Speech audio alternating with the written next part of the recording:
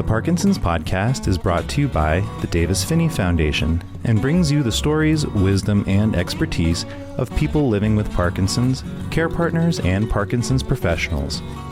In this episode, discover the story behind Izzy Mokotoff and Alexis Chan's innovative pen for people living with Parkinson's called SteadyScrib. Learn about their journey and motivations inspired by Izzy's grandfather and the impending launch of SteadyScrib, set to publicly debut later this year.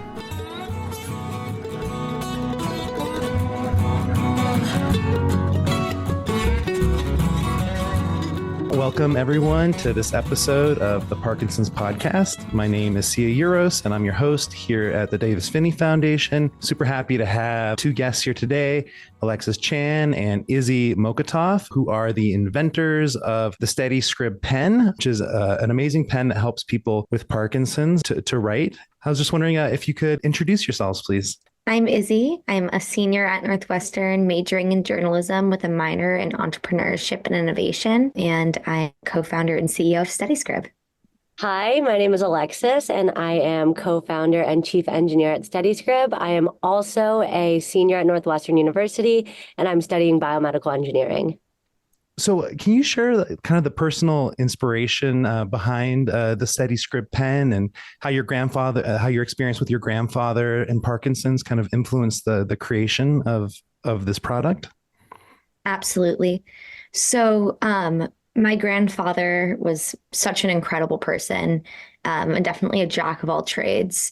So, for example, for his career, he was a veterinarian. He was really passionate about helping animals. He also served on an Easter Seals volunteer board that he really was quite passionate about. But also one of his big life passions was writing. And back when he was in college, from 1962 to 1963, he served as the editor-in-chief of the UMass Daily Collegian.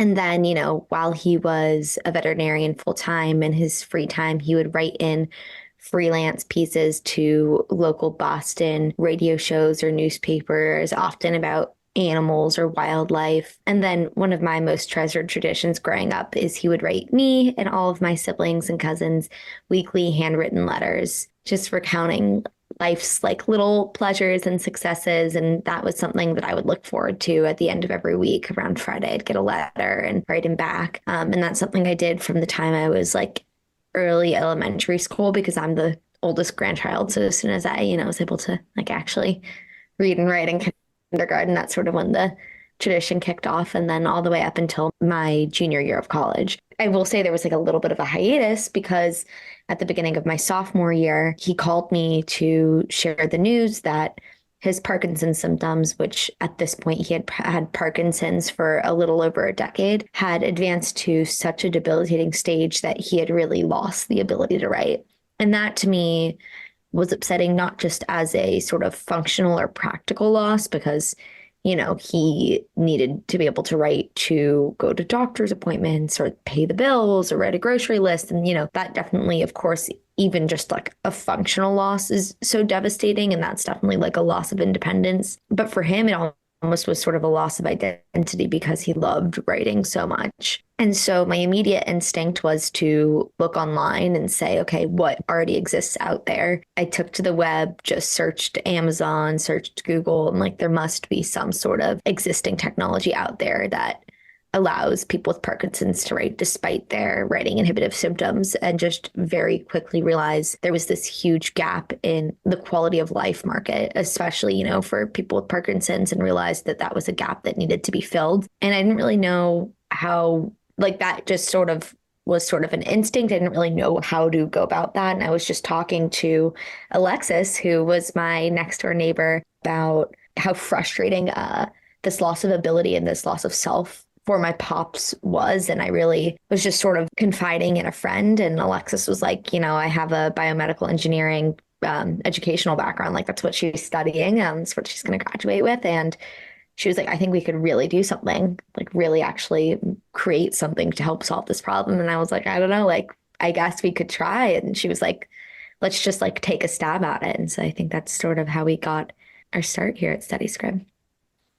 Very cool. Is there anything that you'd like to add to that, Alexis, about how the collaboration started with you and Izzy? Not much, just that, when I was speaking to Izzy with these initial conversations, I didn't have any clue that SteadyScrib would be what it was today. It really just started as me wanting to help a friend. And, one of the first people we talked to was her grandfather. And that's just really where the mission started. So how did you identify the specific challenges individuals with Parkinson's face in terms of writing? And then what steps did you take to address those challenges in the design of the SteadyScrib pen? We knew that this clear gap in the market existed that sort of was brought to our attention, of course, by my grandfather, and the challenges he faced with writing due to his Parkinson's symptoms. So, I mean, the first thing we did was got on the phone with him and talked with him about, what aspects of his Parkinson's symptoms made writing really difficult. We also just did a lot of research on our own. I know, like Alexis and I, the summer after our sophomore year, just for the sake of ensuring that we had like a depth of knowledge about how Parkinson's symptoms manifest themselves manually. We like wrote a little paper.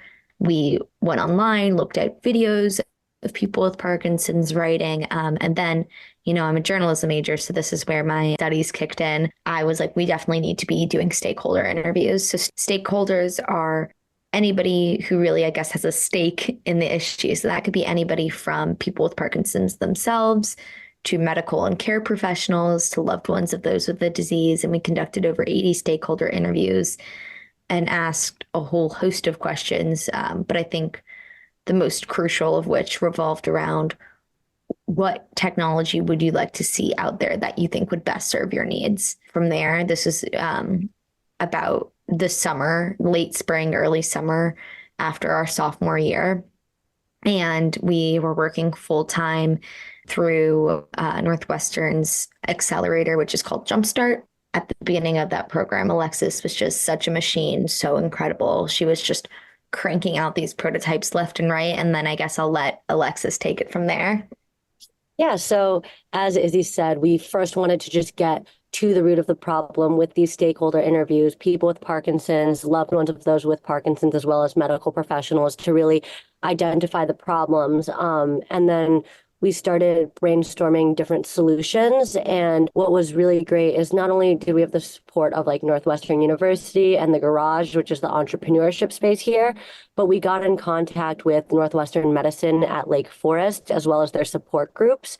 So we actually were able to get real-time feedback from our different prototypes that we were making. And the way at the beginning the prototypes were made, where they were completely custom made using like computer animated design and 3D printing. So in terms of the shapes and the sizes of the pen was completely based off of the feedback we got from people with Parkinson's, how they responded to like how much visibility was at the tip of the pen, if the grip should be triangular or circular or curvy. So that's really how we got to like the ergonomic shape that we are at today, was just rooted in feedback from people with Parkinson's. And we're so lucky that the community at Northwestern Medicine, they really, accepted us and were really willing to help and give us that feedback as well.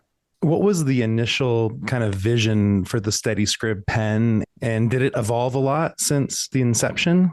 I know we toyed around with a lot of ideas. The very first idea was having magnets to stabilize against tremors. And the way we do that, which we have now, is using a backboard that pairs with the actual pen. And, throughout the process, we thought about different ideas of ways we can stabilize tremors, including like maybe like some machinery or gyroscopes or something, like inducing our own magnetic field. But at the end of the day, we wanted our design to be like intuitive to use and simple. We didn't want to put in any crazy technology because we wanted it to be extremely user-friendly, user-first, which has been kind of one of our goals from the beginning.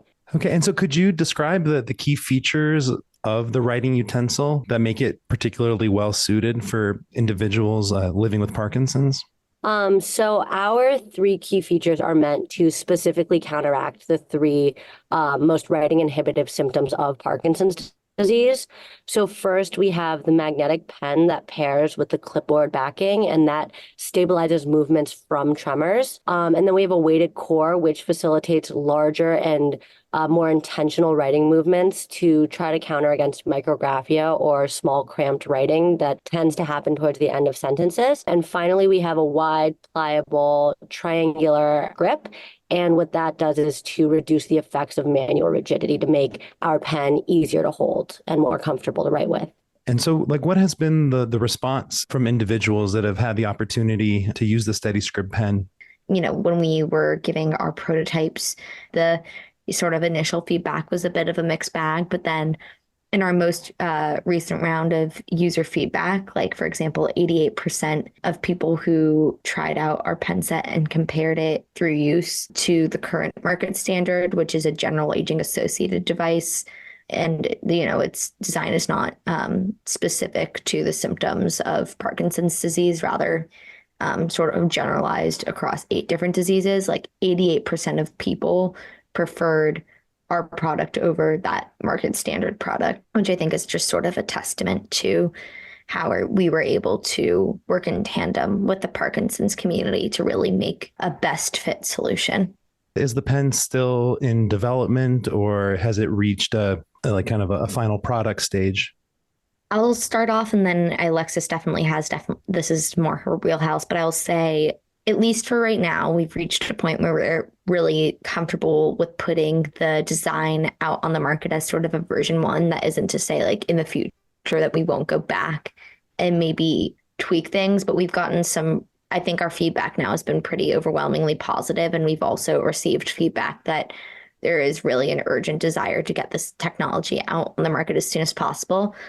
Yeah, so as of right now, we have kind of our finalized first version, as Izzy was saying, which is super exciting.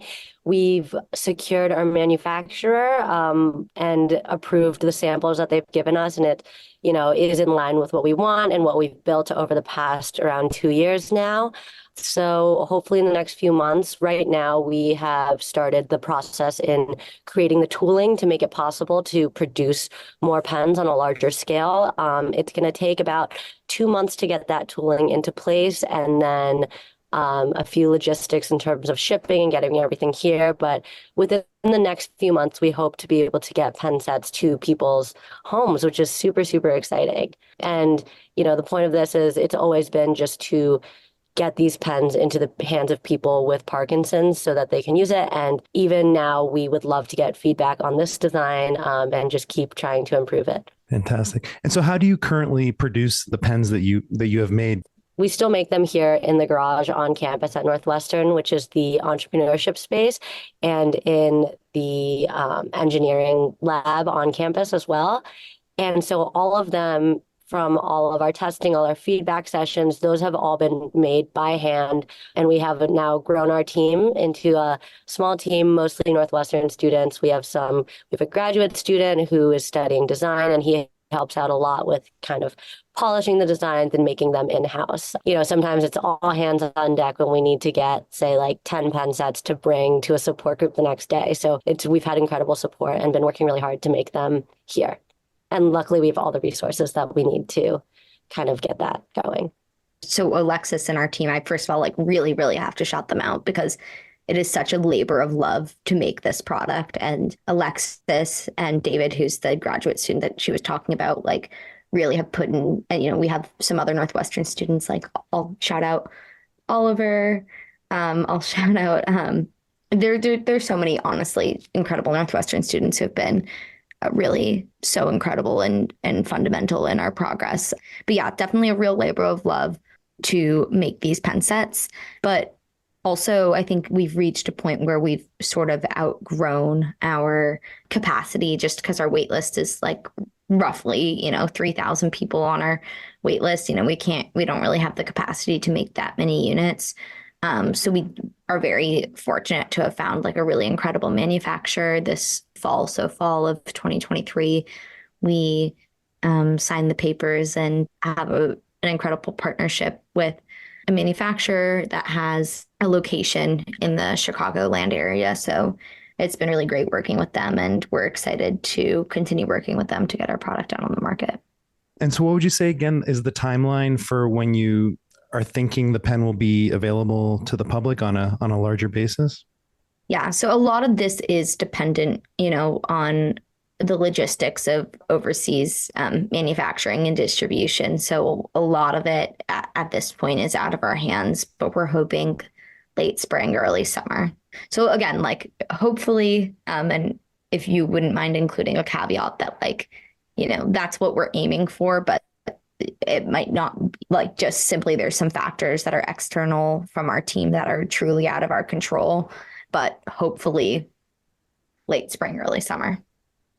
And we'll be providing a link to your website on the description of this podcast so that people can sign up for your email list and be aware of new developments and when things will be coming out. Yes, totally. That's where we have both a wait list and a newsletter that people would be able to sign up for on our website. Do you want to say anything else about your collaboration with Northwestern, what that experience has been like, and how you ended up working, so closely with them to develop this product? Yeah, I mean, I think it was really a serendipitous circumstance of chance. That my friend had taken me to the garage, which again is the entrepreneurship and innovation space on campus at the end of my freshman year before, I even really, Alexis and I had even really dreamed up SteadyScrib as a venture. And I just thought, wow, what a nice space to work. And I had heard about all the incredible resources that were out there through the garage, through Farley, which is the garage's curricular counterpart. That's the entrepreneurship and innovation space. And even through, for example, like even the biomedical engineering department has been so incredibly supportive of our venture and has given us the opportunities to travel and go to some incredible conferences. And I will say, I think it all really started from Northwestern when we wanted to get feedback on our pen. Being within that Northwestern community allowed us access to Northwestern medicine that was so instrumental in our development. But I think that I feel like Northwestern has been so incredible. I don't know, Alexis, if you have anything else you want to ask. No, just piggybacking off of that, also how we started and how we created some of these relationships of not just what was on campus, but the broader Parkinson's community was initially we went on the National Parkinson's Foundation website and looked at the list of support groups and reached out to, I think, at least 100 of them, starting close and also, just all over America. And the ones that responded well were Northwestern Medicine, I think partially because we are Northwestern students and they wanted to help support us. And they have a big Parkinson's Foundation kind of hub around 40 minutes from our campus. But on top of that, we've gotten feedback from Movement Revolution, which they have a few locations in Illinois, as well as Evanston's Movers and Shakers support group has been a huge, huge support to us and been getting support from local news and even doing podcasts like this, and then different occupational therapists, people with Parkinson's. They're also reaching out, and then word of mouth has really helped plant our ground within the Parkinson's community to get kind of that feedback. And it's been amazing how receptive and supportive everyone has been. So I was wondering if you could share some success stories, positive experiences that people have had, maybe a specific success story about someone using the SteadyScrib pen. So I think first and foremost, the story that is nearest and dearest to my heart is my own pops. He was the first person with Parkinson's to try out our first prototype that was functional. And so we shipped that out to him in Boston during the summer after my sophomore year. And I feel so incredibly grateful that he was able to try out our product that was designed in honor and now continued in his loving memory. So just hearing his feedback for the pen, making slight tweaks there. I will say the magnets that secure the paper onto the clipboard, little circular magnets that come with every set. That was his idea because, we had thought about, okay, how do we stabilize the pen? But we didn't think about how the tremors might impact the paper underneath your hand and how that paper might shake. So the magnets that secure the paper in place, that was his idea and contribution to our design. So that was just incredibly meaningful. And he was able to write it, 1 or 2 letters to me with the set before he passed. So that just is so meaningful. But I will say also just working, it has been such a pleasure working with the Chicagoland Parkinson's community. And we've been so fortunate to get the feedback and support we have from their community. And it always really makes my day and makes me feel like, ideally our work is having a positive impact on the community when we talk to people and they're excited about the innovation and excited about the work that we're doing. And I'll say a Northwestern medicine community member, and she told us that our design just keeps getting better and better, and that SteadyScrib made writing effortless for her. And hearing feedback like that, I think really makes all this work worth it. So like looking ahead, what are your aspirations and goals for the SteadyScrib pen, in terms of, the maximum impact that you can have on the lives of people living with Parkinson's? Our goal is truly to get our pen set into the hands of as many people with Parkinson's as possible. Being able to work on this venture for the past a little over 2 years has been such a privilege and has really allowed, I think, our team to understand the impact that even improving the life and the quality of life of one individual has. So ideally getting it out on the market initially during this 2024 calendar year, and then figuring out how to increase our scale, increase our reach from there. Just to get the pen set into the hands of as many people with Parkinson's as possible, and just to increase independence and ability for people with Parkinson's disease, and then having kind of that seamless transition into people's lives. So one thing we've been doing also is working with occupational therapists and bringing them to occupational therapy offices so that people would be able to optimize their usage with the SteadyScrib pen sets as well. So not just to have it, but for it to really make a positive impact. Are there any questions that you wish I'd asked, or last final thoughts that you would like to share with our audience? So I feel so incredibly grateful that Pops was the first person with Parkinson's to try out our innovation before he passed away in December of 2022. So founded in his honor and continued in his loving memory, we're working hard to restore a sense of ability and independence for people with Parkinson's, one pen set at a time. Thank you so much for joining us on the Parkinson's podcast. And we wish you the best of luck and hope that you stay in touch with the Davis Phinney Foundation. And we'll be providing links to your website. And I think that's all. So thank you so much for being with us today. Thank you. Thank you for having us. This was great. Thank you for joining us for this episode of the Parkinson's Podcast. For more information about the Davis Phinney Foundation and to learn about educational offerings and community events for people affected by Parkinson's, please visit davisphinneyfoundation.org or dpf.org. This podcast includes information about Parkinson's and insights from our Parkinson's community. It is not intended as a substitute for treatment advice from your own medical providers.